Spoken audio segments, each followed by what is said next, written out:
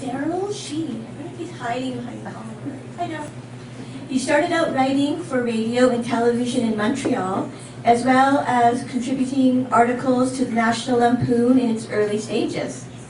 After a career of some 30 years as copywriter, creative director, and partner in a major advertising agency, Darrel continues writing children's books, nonsense poetry, and short stories as a member of Spindrift Writing Group on Vancouver Island.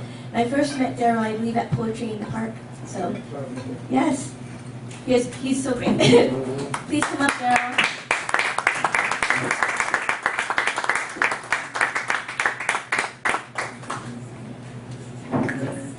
I think we have everyone on our list. I have to double check. I don't want to miss anybody. First, I just want to thank Janet, too, for all the work you put into this anthology. It's terrific. It's really well done.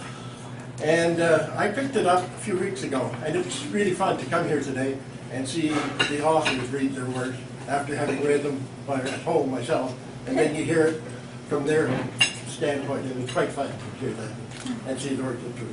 This one I'm going to read is called Rain, and I think it describes how BCers really feel about the weather out here and the way they react to the weather. Rain. For weeks and weeks, the same refrain. The forecast calls for driving rain. The damp and wet can rot your brain and slowly drive a man insane. It's like a never-ending train. The drops roll down your window pane, rush through your eaves and down the drain. You pray for sunny days in vain as dark and dreary days remain.